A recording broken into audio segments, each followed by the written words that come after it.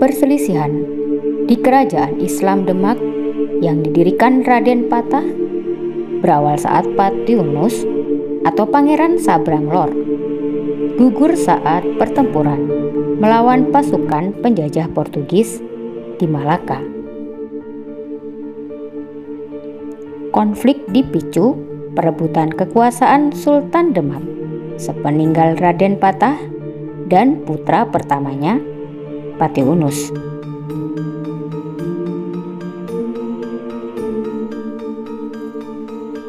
Raden Mukmin menghendaki ayahnya, Sultan Trenggono, yang tetap menjadi Raja Demak. Sultan Trenggono sendiri adalah putra dari Raden Patah. Pesaing terkuat datang dari putra Raden Patah yang lainnya, yang bernama Raden Kikin. Raden Kikin yang dianggap bisa menggusur kekuasaan Sultan Trenggono. Assalamualaikum warahmatullahi wabarakatuh. Terima kasih sudah klik kembali video ini.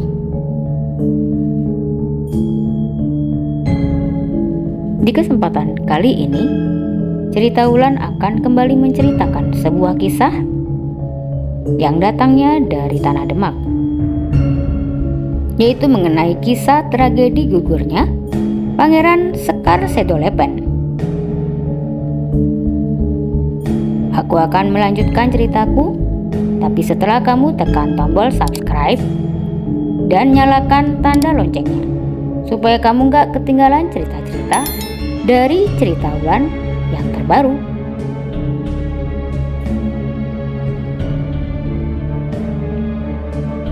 Saat itu, Raden Mukmin putra Sultan Trenggono memutuskan untuk menghabisi Raden Kikin yang merupakan ayah dari Arya Penangsang.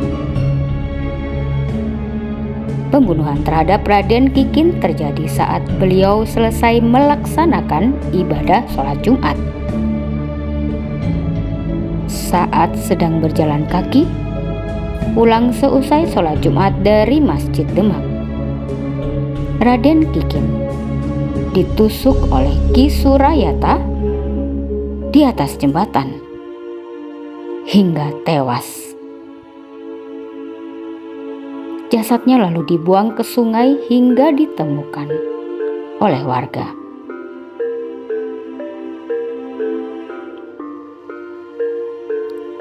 Karena kondisi jasadnya yang dibuang ke sungai seusai dibunuh,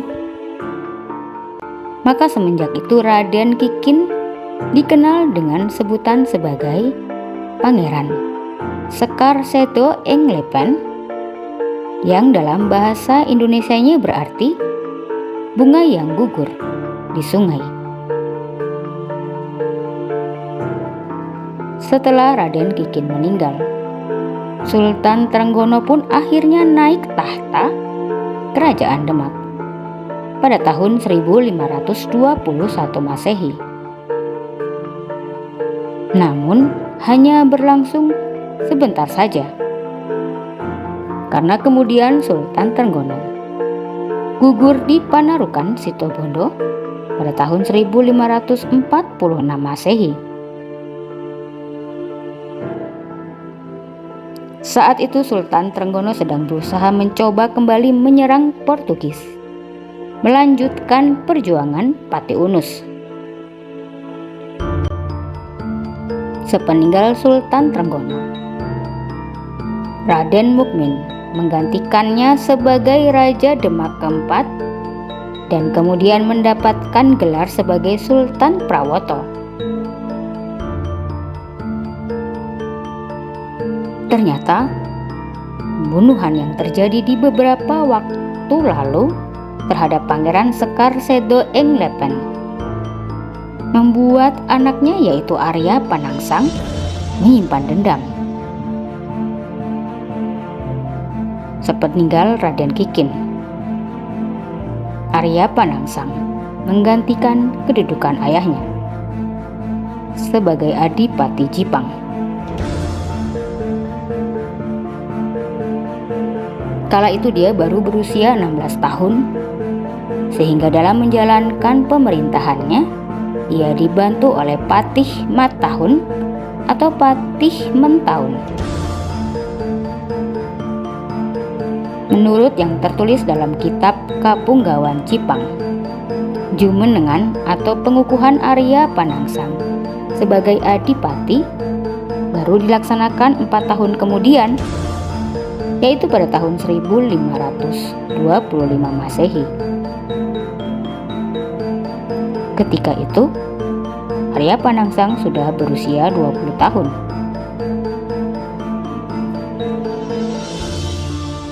Arya Panangsang merupakan murid kesayangan Sunan Kudus yang kemudian mendapatkan warisan sebuah keris pusaka yang disebut sebagai keris pusaka Setan Kober. Sosok Arya Panangsang dikenal sakti dan kepribadian yang tegas dan tidak kompromi dalam membela dan mempertahankan kebenaran. Hal itulah yang membuatnya disegani.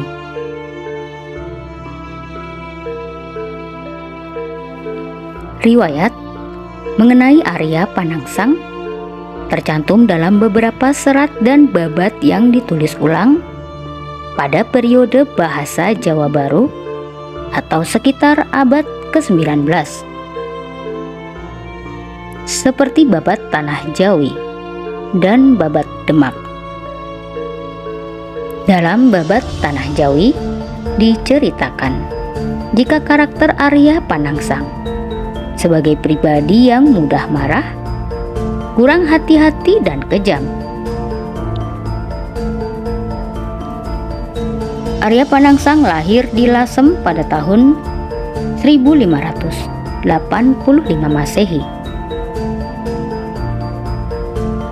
Merupakan putra pertama Pangeran Surawiyoto atau Raden Kikin yang tewas usai dibunuh saat terjadi konflik perebutan kekuasaan Raja Demak dengan Sultan Trenggono. Raden Kikin memiliki silsilah dari pihak ibu yang sangat berpengaruh di kerajaan Demak Bintoro. Ibunya adalah cucu dari Sunan Ampel yang bernama Putri Solekah, anak dari pasangan Wironegaran Adipati Lasem dengan Nyi Ageng Maloka, putri dari Raden Rahmat atau Sunan Ampel. Sedangkan silsilah Arya Panangsang dari pihak ibu. Ibu Arya Panangsang adalah Putri Ayu Retno Panggung, putri dari Adipati Jipang. Ratu Ayu Retno Kumolo, anak dari Raja Majapahit, Prabu Brawijaya kelima. Sehingga Arya Panangsang juga mewarisi kedudukan neneknya sebagai Adipati Jipang. Dalam perjalanan waktu, akhirnya Arya Panangsang mengetahui siapa pembunuh ayahnya. Ia mengetahuinya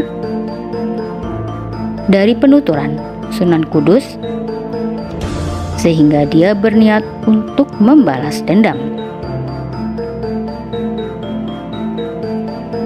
Arya Panangsang kemudian melakukan rencana untuk mencoba melakukan balas dendam pada Raden Mukmin yang diketahui sebagai pembunuh ayahnya. Tapi dia tak ingin mengotori tangannya, hingga dia menyuruh abdinya yang bernama Rangkut untuk membunuh Raden Mukmin.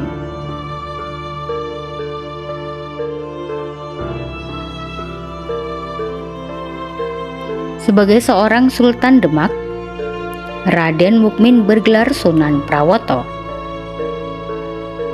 Nama Sunan Prawoto didapat dari nama tempat di mana yang saat itu menjadi lokasi sebagai pusat pemerintahan Demak yang sebelumnya berada di Bintoro, yang lokasinya antara Demak dan Jepara. Maka berbekal keris Kiai Betok yang diberikan oleh Arya Panangsang, Rangkut berangkat ke Gunung Prawoto. Sesampainya di tujuan, Rangkut langsung masuk ruang istirahat Sunan Prawoto. Saat itulah ia menikam keris Kiai Betok ke tubuh Sunan Prawoto yang sedang tertidur pulas. Keris itu juga yang digunakan untuk membunuh istri Sunan Prawoto yang juga tengah tertidur pulas di samping Sunan Prawoto. Namun, sebelum menghembuskan nafas terakhir bersama sang istri, Sunan Prawoto sempat memberikan perlawanan dengan keris Kiai Betok itu. Ia menarik keris itu dari tubuhnya dan dihujamkannya kembali ke tubuh Rangkut. Maka Rangkut pun turut tewas bersamaan tewasnya Sunan Prawoto bersama sang istri.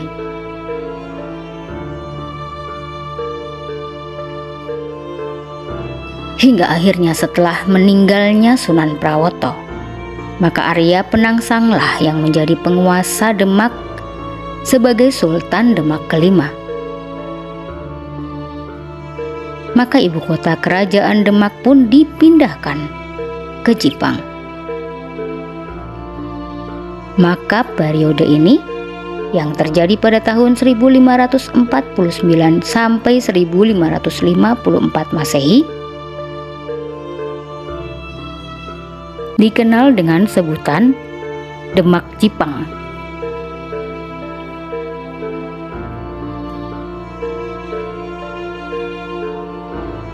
Di lain hikayat, diceritakan dalam perjalanan pulang ke Pajang, rombongan Adipati Pajang, Joko Tingkir, singgah di Gunung Donorojo, tempat di mana Ratu Kalinyamat menyepi setelah kematian Sunan Prawoto dan suaminya sendiri, yakni Pangeran Hadiri. Keduanya dibunuh oleh orang suruhan Arya Panangsang. Joko Tingkir pun mendapat desakan dari Ratu Kalinyamat agar segera membunuh Arya Panangsang. Ratu Kalinyamat yang mengaku sebagai pewaris tahta Sunan Prawoto berjanji akan menyerahkan Demak dan Jepara jika Joko Tingkir menang. Joko Tingkir menolak karena ia segan kepada Arya Panangsang jika harus memeranginya secara langsung, karena dia merasa dia hanyalah sebagai menantu di keluarga Demak.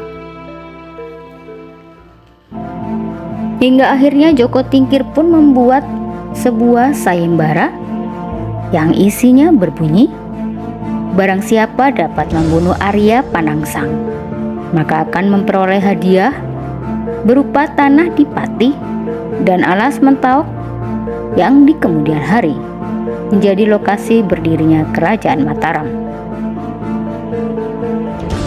Orang tua angkat Joko Tingkir, yaitu Ki Ageng Pemanahan dan sahabatnya Ki Penjawi, dibimbing oleh Ki Juru Mertani ikut mendaftar pada sayembara itu. Putra kandung Ki Ageng Pemanahan yang bernama Sutawijaya juga ikut mendaftar pada sayembara tersebut. Ia membekali diri dengan pusaka, tombak Kiai Pleret, pemberian Joko Tingkir.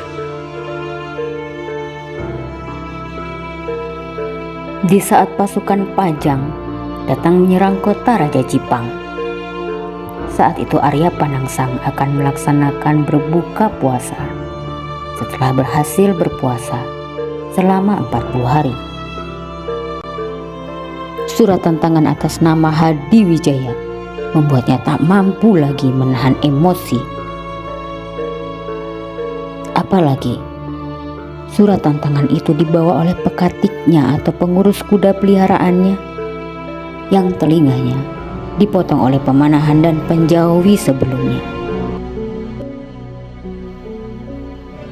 Meskipun oleh adik Arya Panangsang yang bernama Arya Mataram, emosinya telah diredam-redamkan.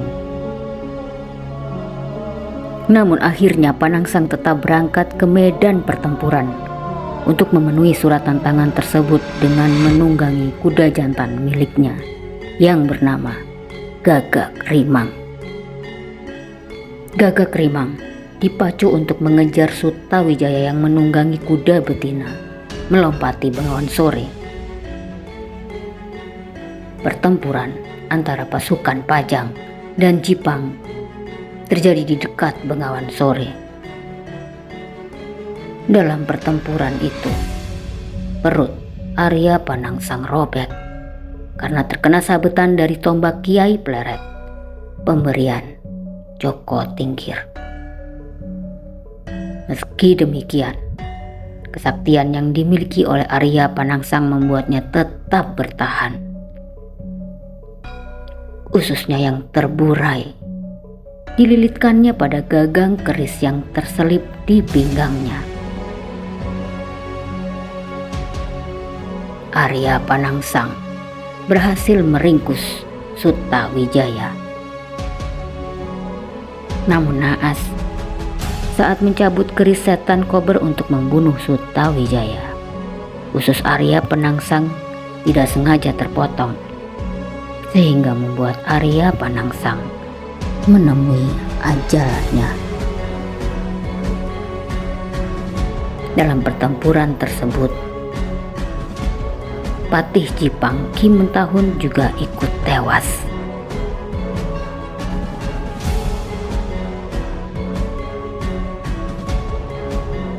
Sedangkan Arya Mataram, adik Arya Panangsang, beserta istri dan beberapa kerabat, akhirnya berhasil melarikan diri ke Palembang. Kisah kematian tragis Arya Panangsang itu kemudian melahirkan tradisi baru di dalam seni berbusana Jawa, khususnya pada busana pengantin pria. Gagang keris yang dipakai pengantin pria dihiasi untai atau rangkaian bunga mawar dan melati.